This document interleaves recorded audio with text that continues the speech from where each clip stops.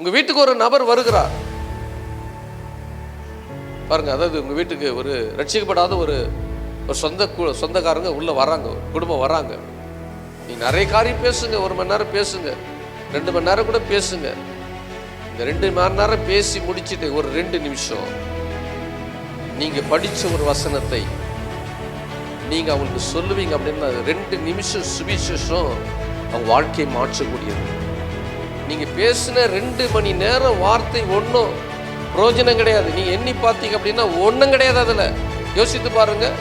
2 மணி நேரம் கதையை பேசிட்டு அவன் நல்லா இருந்தானா, இவன் நல்லா இருக்கிறானா, அவங்க நல்லா இருக்கிறாங்களா, எல்லாம் நிறைய காரியத்தை பேசி முடிச்சுட்டு ஒரு 2 நிமிஷம். இன்னைக்கு நான் பைபிளை படித்தேன். பைபிள்ல இருந்து ஒரு வசனம் எனக்கு தென்பட்டது. இந்த வசனம் எனக்கு ரொம்ப ஆசீர்வாதமா இருந்தது.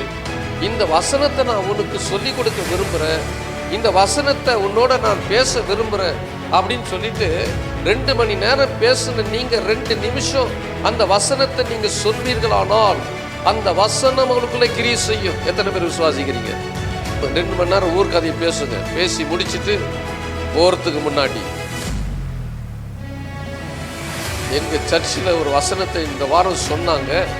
இந்த வசனம் ஏன் இருதயத்தில் எனக்கு ரொம்ப சந்தோஷமா இருக்குது, இந்த வசனத்தை நான் உங்களுக்கு சொல்றேன் அப்படின்னு உட்காருங்க. 2 நிமிஷம்.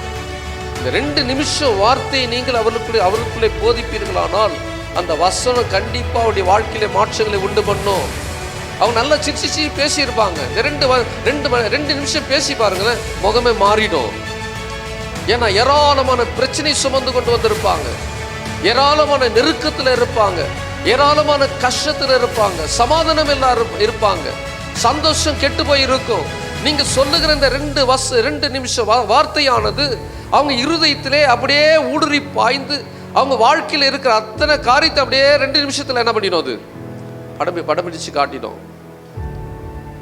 கண்டிப்பா அந்த வார்த்தை அவர் ரட்சிக்கப்படுவதற்கு ஏதுவாக இருக்கும்.